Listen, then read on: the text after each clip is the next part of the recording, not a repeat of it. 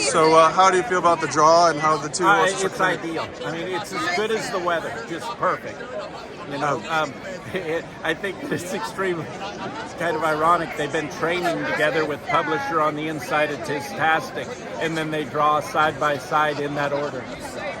With Tiztastic, in the fall he was undefeated on the turf. Right. And then through the prep season he hadn't won on the dirt until the Louisiana Derby. Did you have a confidence in him that he would take to the dirt and break through? Well, I think that's an accurate way of putting it.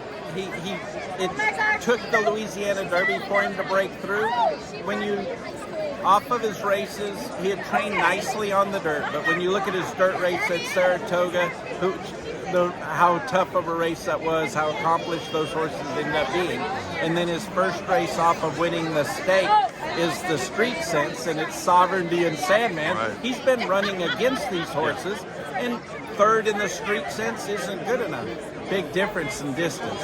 And I think just what the Louisiana Derby offered for Tiztastic is, the Rebel Southwest, those races were 1 mile and a 16th. Mm-hmm. Well, if the Louisiana Derby had been 1 mile and 16th, he'd been 4th or 5th again. Right. It's that, I know all about not getting all the way to the wire a couple of years ago. 1 mile and a quarter definitely sorts them out. So that was part of the reason to send him to New Orleans and then send Publisher to Oaklawn?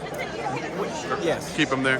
And what about Publisher? It seems like he's continued to develop. He's had some tough trips, but he's right. figuring I out. think that with the addition of blinkers on him last time, we saw a nice step forward from a pace figure, simply a speed figure, which we need to be.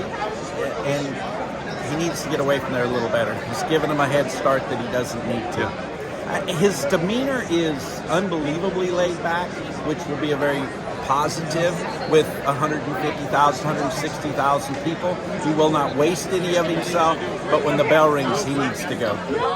And with Epicenter a couple years ago, you had the favorite, kind of got sunk by a fast pace. Now there's potential for some pace, and you got closers. You're right. I mean, in this scenario this year, there's more. We're more similar to Rich Strike than we are Epicenter. But also being a participant in that, you realize that your possibility is there. Does it give you more hope than maybe that? I'm an eternal optimist. I'm in horse racing.